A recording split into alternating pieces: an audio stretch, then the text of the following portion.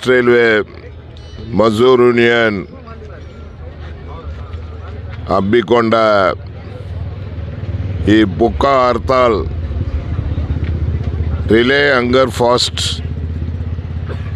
ಹಮ್ಮಿಕೊಂಡು all India railway men federation ಕರೆ ಮೇಗೆ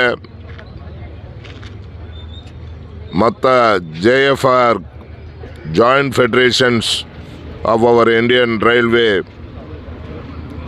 ಎಲ್ಲರೂ ಕೂಡಿ ನಿರ್ಣಯ ಇಲ್ಲಿ ತಗೊಂಡು ನಾವು ಈ ಹೋರಾಟ ಸುಮಾರು 19 ವರ್ಷದಲ್ಲಿருந்து ನಾವು ಮಾಡಿಕೊಂಡು ಬರ್ತೀವಿ. ಕಾರಣ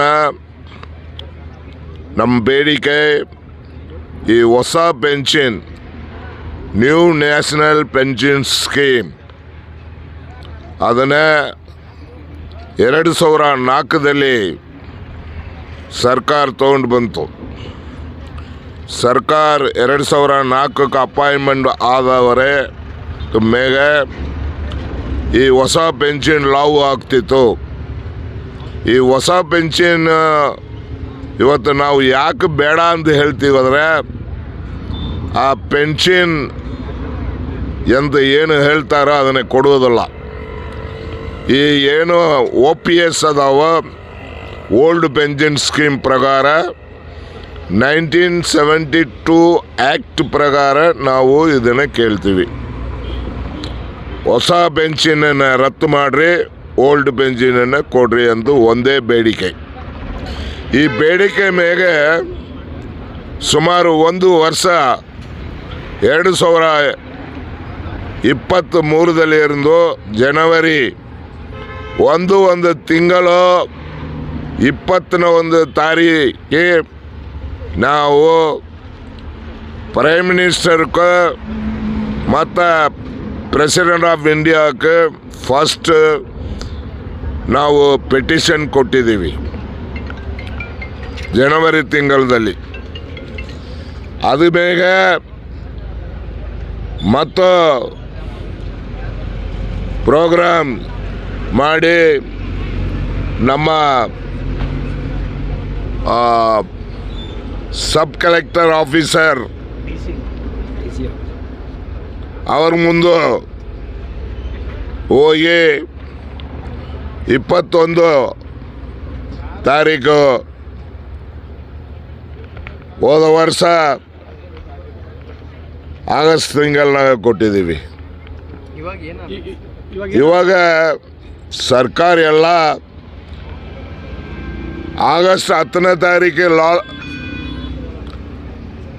ನವದೆಹಲಿಯಲ್ಲಿ ರಾಮಲೀಲಾ ಮೈದಾನದಲ್ಲಿ ಸುಮಾರು 2.5 ಲಕ್ಷ ಜನಗಳು ಸರ್ಕಾರ ನೌಕರು ರೈಲ್ವೆ ನೌಕರು ಕೂಡಿ ನಾವು ಪ್ರತಿಭಟನೆ ಅಲ್ಲಿ ಮಾಡಿದ್ದೀವಿ.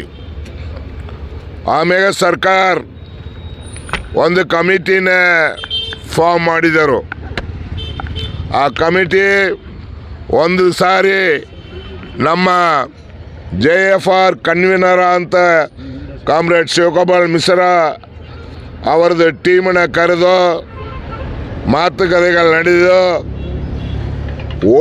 ಓಲ್ಡ್ ಪೆನ್ಷನ್ ಕೊಡುವುದು ಸಾಧ್ಯವಲ್ಲ, ಹೊಸ ಪೆನ್ಷನ್ನಾಗ ಏನಾವುದು ನಾವು ಮಾಡೇಬೇಕು ಅಂತ ಅವರು ಮಾತು. ನಾವು ಒಂದೇ ಮಾತು ಹೇಳಿದ್ದೀವಿ. ನಮ್ಮ ಶಿವಗೋಪಾಲ್ ಮಿಶ್ರಾ ಅವರು ಒಂದು ಮಾತೇ ಹೇಳಿದರು, ಮಾತುಗಳೆಲ್ಲ ಮುಗಿಯಿತು, NPS ನ್ಯೂ ಪೆನ್ಷನ್ ಸ್ಕೀಮನ್ನು ರದ್ದು ಮಾಡಿರಿ, ಓಲ್ಡ್ ಪೆನ್ಷನ್ ಕೊಡಬೇಕು. ನಮ್ಮ ಒಂದೇ ಡಿಮ್ಯಾಂಡ್. ಓಲ್ಡ್ ಪೆನ್ಷನ್ ಕೊಡುವುದಿಲ್ಲ ಅಂತ ಹೇಳಿದರೆ ನಾವು ಯಾವ ಥರ ಈ ಒಂದು ಸ್ಟೆಪ್ ಮಾಡಿ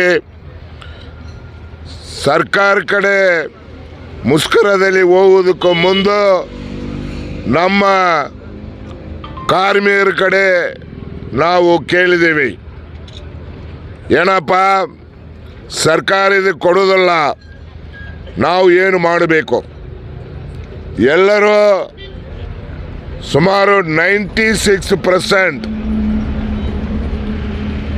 ಅದರಲ್ಲಿ ಪರ್ಟಿಕ್ಯುಲರ್ಲಿ SWR ರೈಲ್ವೇನೇ ಕೆಲಸ ಮಾಡುವವರು 99% ನಾವು ಈ ಪೆನ್ಷನ್ ಕೊಡುವುದಿಲ್ಲ ಅಂದ್ರೆ, ಓಲ್ಡ್ ಪೆನ್ಷನ್ ಕೊಡುವುದಿಲ್ಲ ಅಂದ್ರೆ ನಾವು ಮುಷ್ಕರದಲ್ಲಿ ಹೋಗಕ್ಕೆ ರೆಡಿ ಅದೀವಿ ಸರ್ ಅಂತೂ ಒಪ್ಪಿಕೊಂಡಿದ್ದಾರೆ ವರ್ಕರ್ಸ್.